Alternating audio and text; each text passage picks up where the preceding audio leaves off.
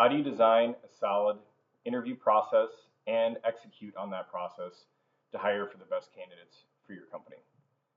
This is part of a series covering the hiring process in recruiting. This particular piece is going to cover um, interviewing and preparing for interviewing, designing a process and executing on that. This is Matt Haver with Foundation Recruiting Consulting. Let's get into it. So this process, even though we haven't covered so far sourcing and actively finding candidates for your role, we're going to cover the interview process before that because we want to have all these considerations in the interview process mapped out before we get into actually going out and attracting candidates. So first thing you want to consider is how many steps are there going to be in your process. Generally, an interview process is about 4 to 5 steps. If you think it's going to be a lot more steps than that, I would definitely recommend reducing that. You're going to have bad candidate experience, candidate exhaustion with your process if it's too long. You're also going to have it just drawing out. So normally each step in the interview process takes at least a week for scheduling and for multiple candidates to get through the process. Sometimes it takes 2 weeks, sometimes it even takes 3 weeks or more. So you're talking about, even with just 4 or 5 steps, you're talking about 8 to 10 weeks there or longer. And then when you get past that, you start losing candidates due to timing or issues that are happening in life, or just general bad candidate experience, and they're going to withdraw or they're going to accept other offers. So who's going to be participating in the interviews? So we'll go through the different steps, and you can think about with those steps, who's going to be conducting these interviews for the organization. You'd be surprised how often organizations don't have it worked out beforehand who's going to be doing interviewing. So you want to think about who's going to be the best fit for these pieces. Are they available? Do they have time to schedule interviews? All these pieces for the different steps in your interview. What skills and traits and experience and certification, education, all these things will be evaluated. This is kind of the main piece people think of with interviewing. It is absolutely a really important piece, but there is a whole other variety of considerations in addition to that. But with that, you want to think about, go back to your needs analysis, go back to your job description, look at where the core pieces are, the absolute hard requirements, the desired skills, and then the soft skills, right? So that should be pretty well defined of what the hard requirements is going to be. We absolutely need these things. So you want to make sure you're screening for those either in questions or in some sort of evaluation process. Your desired, you're also going to be looking for those pieces. And then the soft skills, this is the personality traits. So if you didn't include that, you may want to go back and readdress that in your job description. These are the pieces that you want to make sure. If you need somebody with extreme attention to detail, if you need somebody who is very dynamic in a constantly changing environment, all these different pieces, those are things you want to evaluate for in your interview process, and you want that also in your description. So, and then you want to come up with, as much as possible, some standard questions that people are going to ask. So you're going to decide what are we evaluating for in this role, and then have multiple people maybe ask some of the same questions. Certainly different people that have different strengths ask different questions, but you want to have some consistency or a decent amount of consistency through your process, and that way you can evaluate candidates versus each other. And you want to have a fairly similar, there can be room for dynamic questions and things going off in a different direction, but you want to have a fairly standard structure, and that way candidates are being evaluated evenly against each other. In addition to just questions, how are you going to evaluate skills, technical skills, tools, methodologies, whatever the case may be? So this is, if it's a technical skill set, so are you going to do like a coding challenge, or are you going to have somebody complete something online to evaluate their skill set? Are you going to have them contribute like a small project, a take-home project, or are they going to show a portfolio, whatever the case may be? So evaluate how are you going to assess their technical skills and experience. And then, so now we're also going to cover some of the pieces you want to consider with your interview process. So throughout the process, you want to provide details about your company, about the role, encourage the candidate to ask questions, keep them informed about the process, timing, and next steps. So you're doing two things here. You are, one, giving them a lot of information to make sure that the role is a good fit for them and the company is a good fit, so they can self-select and also buy in and be interested in the role. You also want to keep them informed about the process, and so they know what to expect from the interview process, that they don't have a negative experience, and that they are like, oh, okay, I'm going to get feedback in 2 weeks, or the next step is going to be in 2 weeks, or the overall process is going to take 8 weeks. And so they can keep that in mind when they have other opportunities or other things going on in their life. Maybe they're still working, maybe they are going on vacation, all these types of things. So keeping them informed so they know what to expect, and that you can work with them on timing and all these pieces through the process. Um, I would say one thing that I really recommend with a lot of companies that I work with is keeping as many qualified candidates in the process as possible, as long as possible. So it's fine if you have a favorite, if you think, oh, this candidate is absolutely amazing. But if you say have 2 or 3 or 4 other candidates that are very strong, that absolutely could do the job, you want to keep them in the process. You obviously want to be cognizant of everybody's time, the candidate's time, and your team's time, but you can't rely on the idea that that candidate, your favorite, is going to work out. They could get another offer. They could have something change in their life and just decide to withdraw. You could make an offer and they could not accept. There's all they could ghost you. There's a whole variety of things that could happen why your favorite is not going to work out. So you want to keep not unqualified candidates, but as many qualified candidates in process as possible. That doesn't mean like a million, right? But you want to have, what I would say is, you want to have maybe like 3 finalists if you can, and at least 2 to 3 candidates that you would hopefully want to move forward with if you can. This is not always possible, but that's what I recommend. And that way, if your first choice doesn't work out, you have a backup candidate you can move forward with that also should be strong enough that you would want to make them an offer, and possibly even a third candidate. Um, it doesn't happen very often, but I have seen companies where luckily they have a really strong candidate pool that we established or that they established on their own. Um, and they literally are moving forward with their third or fourth pick because a variety of things happen with some of the other candidates. Maybe there's a mismatch in what they want and what they can attract and what they're offering. It could be a variety of reasons, right? Sometimes it's just bad luck. Um, so keeping as many qualified candidates in process as long as possible is what I recommend. And then you want to make your, if you're on the corporate side, or if you're working with a recruiter and a third-party recruiter and you're having them do some of these things for whatever reason, if you have an application process, keep the initial application process as minimal as possible. If there are a whole variety of barriers to entry, if it's difficult to do the application process, if there's a bunch of hoops to jump through, if it's uncomfortable, candidates are not going to be interested in that, and that you're going to miss out on some high-quality candidates. Listen, if you have a very company-driven market like we have in mid 2025, you're going to be able to get away with more of that. You still may be missing out on some of the most high-quality candidates, but when you have a market shift and it becomes more of a candidate market, you're absolutely going to miss out in a lot of high-quality candidates by having a painful, very detailed and unnecessary application process. You can always go back later in the process and fill some of those pieces in. I understand some of it's because of EEOC reporting, but just keep those pieces in mind. Okay. Another piece to keep in mind is interview scheduling. So again, this is getting ready for all these things. We haven't even done any sourcing or recruiting yet, but things to consider with interview scheduling. Respect the candidates. If they're working, they're going to have to take time off to interview, or they're going to have to step away and find a safe place to interview.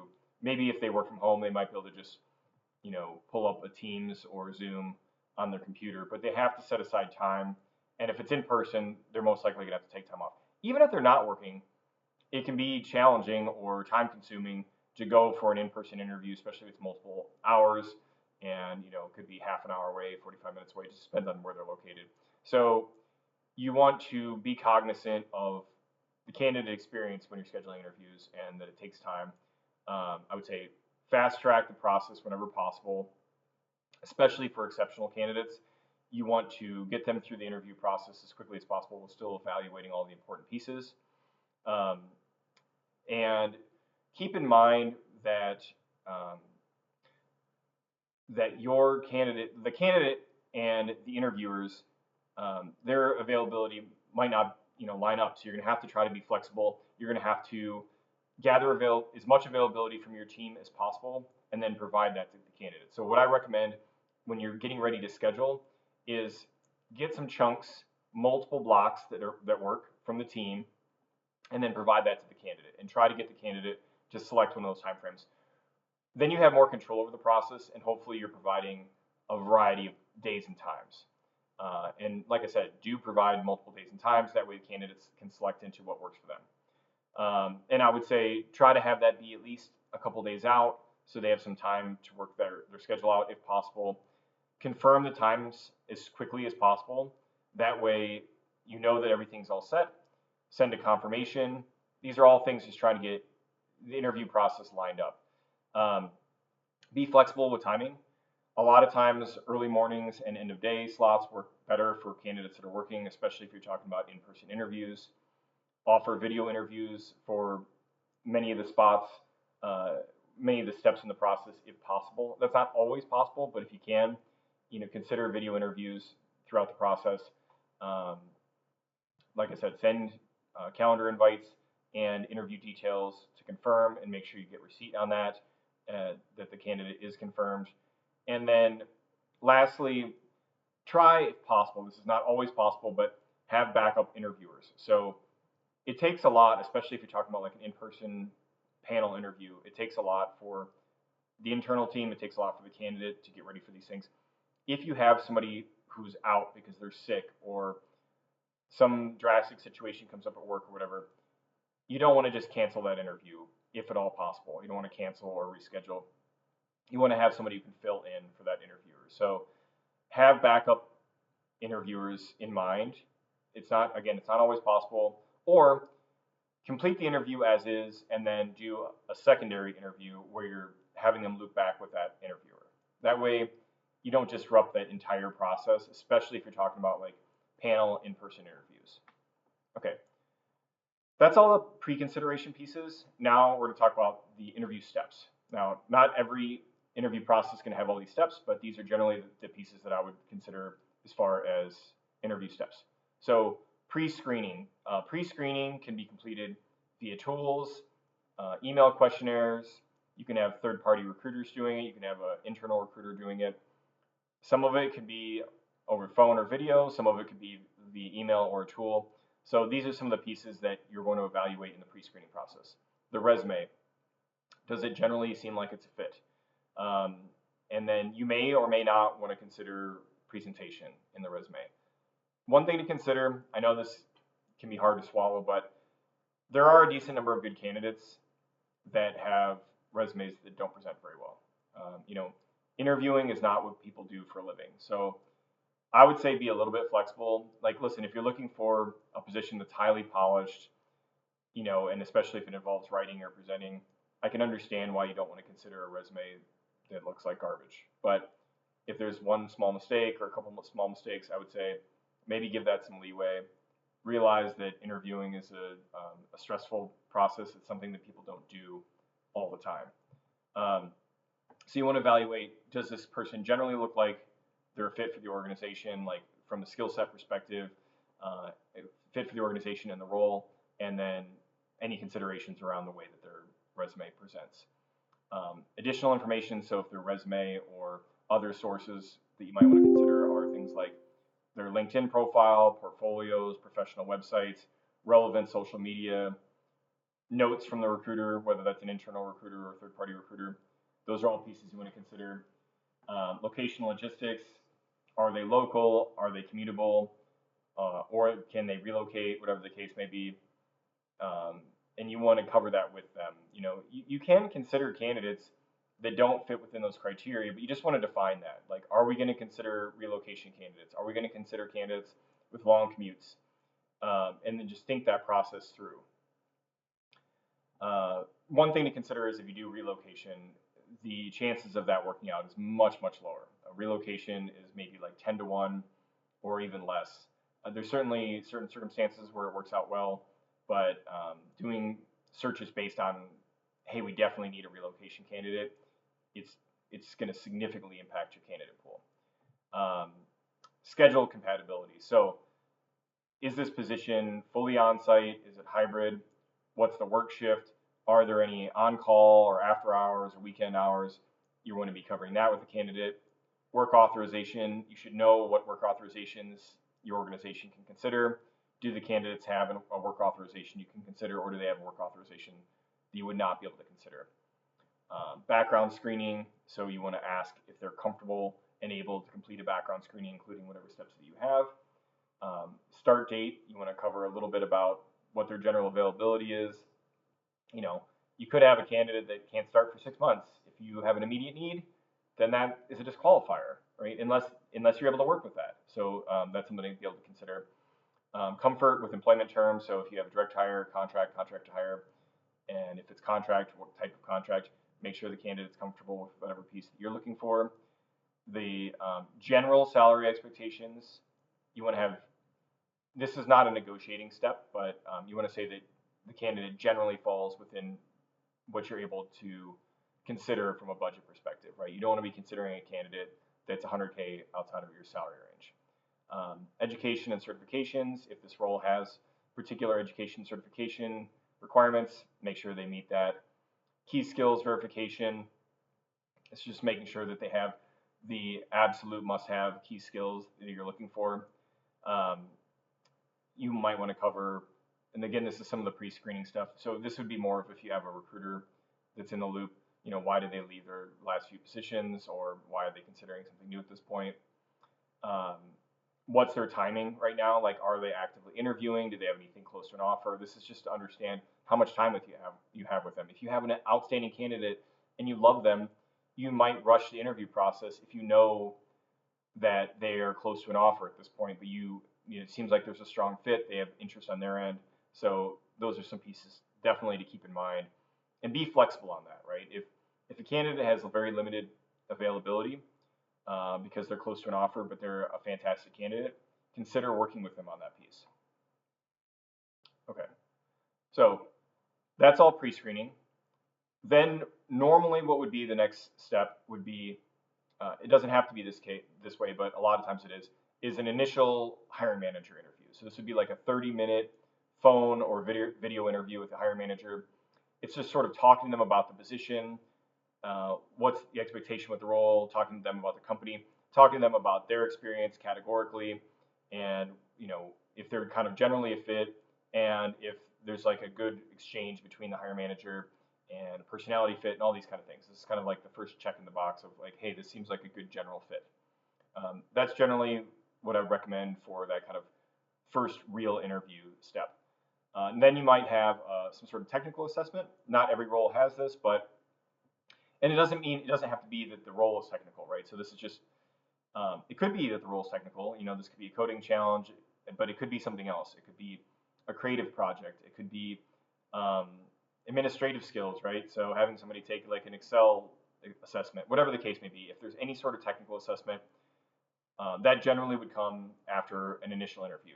I don't recommend having those be before any interviews, because you don't have any candidate buy-in at that point, and you're going to lose a lot of candidates asking them to do those kind of evaluations up front. There are exceptions to that. Depends on the skill set, depends on how long the evaluation is, but I would say, generally speaking, you want to wait until at least after an initial hiring manager interview before you start doing assessments.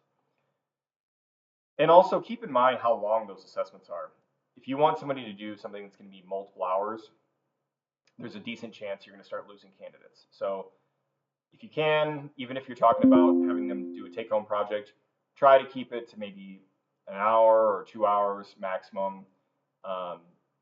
You just start to really lose candidates, and candidates feel like they're just sort of being used and abused in the process when you have a really long technical evaluation during a process. So panel interview, this is one of the more common pieces you see in interviews. It's one of the things people think of. So this is, you're going to have probably the hiring manager again, although not always. Then you might have other team members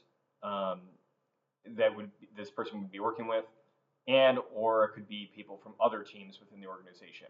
And they're going to generally evaluate for kind of a variety of different pieces. People have different focuses that they're going to hit on. So that's that step in the process. Then basically what would be usually the final step in the process would be an executive interview. So this is someone who is above the hiring manager, and sometimes the hiring manager with them. A lot of times this is sort of a handshake, check in the box sort of interview. There is sometimes where that person's going to ask some strategic questions because the hiring manager is mostly going to be driving the interview process, but there is a significant number of interviews where there is an executive interview in the process. So, and the executive interview sometimes can be looped into the panel interview or vice versa. So that's kind of your general interview process. And then one last step, which would be interview debriefing. So once you have your interviews, you want to have everybody who was involved in the interview process give their feedback and collect that feedback and get kind of a summary on that candidate as quickly as possible. And so you can continue moving through your interview process. So that is thinking about designing and pre-considerations and execution of the interview process as part of the hiring process in recruiting. Again, this is Matt Haver with Foundation Recruiting Consulting. Thanks.